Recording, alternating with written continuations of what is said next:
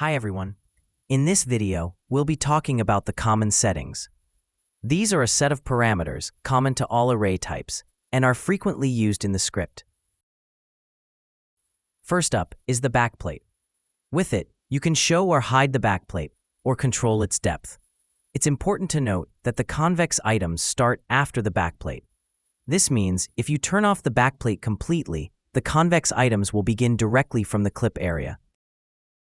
Next, we have grouts, which are the gaps between items. You can also control their depth. The grout depth is calculated from the highest point of the convex items. For example, if I set it to 1 centimeter, it will leave a 1 centimeter gap before continuing down to the convex items. We also have global transformation, which transforms all the items together. For example, you can create an offset on the X or Y axis, or you can adjust the angle of all the items. There's an option here that repeats the items to fill any resulting gaps. Now for array borders, which is a very important feature. This sets the outer margins for the items, defining the distance between the start of the clip area and the beginning of the items from all sides. The minimum border sets the smallest distance for the borders. So if we make it 5 centimeters, the array will begin after a 5 centimeter margin on all sides. You can also control each side individually. As long as a specific side's value is larger than the minimum border value, the specific value will take effect. For example, if we set the bottom and the top to 20 centimeters, the script will use 20 centimeters for those sides instead of the 5 centimeters minimum border. Similarly, if we set the left and right to 10 centimeters, it will use 10 centimeters for those sides. From here, you can also show the border as a separate object. You can then adjust the threshold, which is the distance between the border and the items themselves. We also have the border depth. By default, it's locked to the convex depth, so if you change the convex depth, the border depth will change with it. You can unlock it to modify the border depth independently. Next is offset array. When this is enabled, which it is by default, the array starts after the border.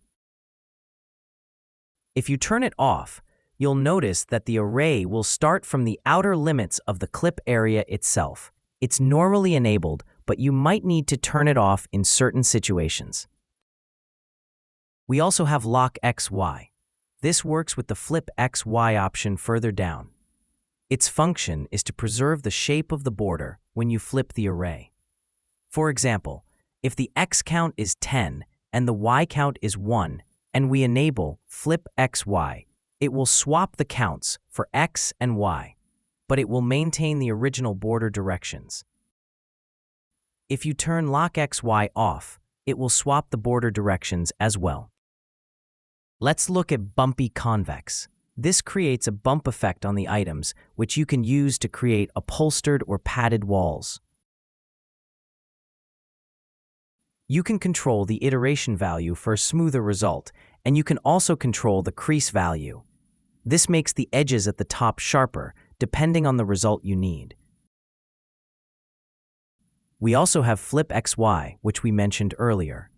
This swaps the X and Y axes. When we enable it, the X-axis will run vertically, and the Y-axis will run horizontally. You'll notice the Y count of 3 is now applied to the horizontal direction. Next is flip side, which flips the pattern's direction relative to the clip area. And two sides makes the pattern appear on both sides of the object. We have tile array, which we touched on briefly. It works with the transformation options. If you have incomplete items or need to repeat a pattern to fill space, you enable tile array. Then there is remove clipped. This removes any clipped or incomplete items, keeping only the whole ones. So if we make the items 10 by 10 and enable this, it will remove any item that isn't complete. We also have cap concave holes. This works with concave items to create a background for them. If we disable it, the pattern will be hollow. This is useful in many cases like creating partitions or screens. Next is Z-align. This controls the alignment of the clip area with the object on the Z-axis. Its default is set to minimum, but we can set it to maximum or center. Smooth angle adjusts the smoothness of the items. If you have a shading problem and want to fix the smoothness, you can start to change this angle value.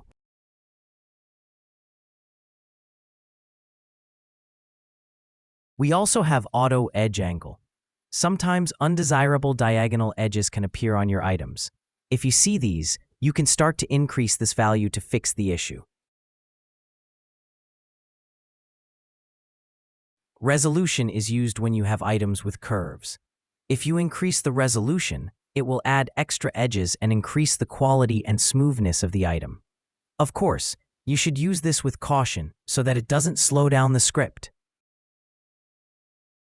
Now let's discuss some values that fix common problems. Sometimes when the minimum border is set to 0 and the spacing value is low, issues can appear. For example, with the minimum border at 0, a strange-looking face might appear on a concave item. To fix this, we use a value called concave Boolean threshold. You just start to increase this value a bit, and the problems should get resolved.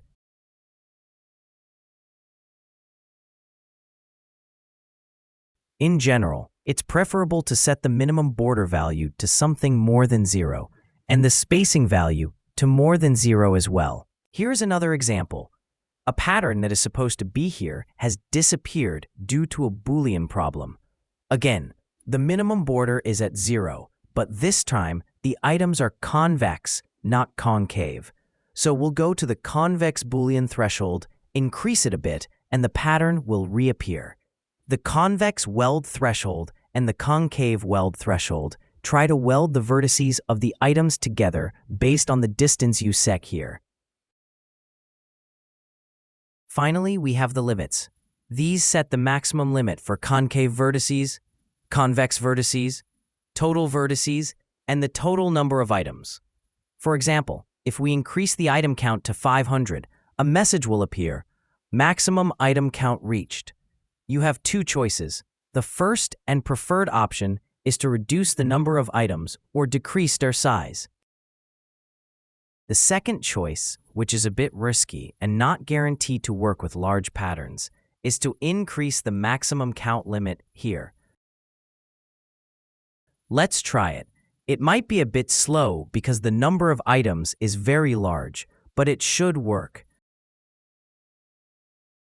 So, in this video, we've covered the common settings. See you in the next video. Thanks for watching.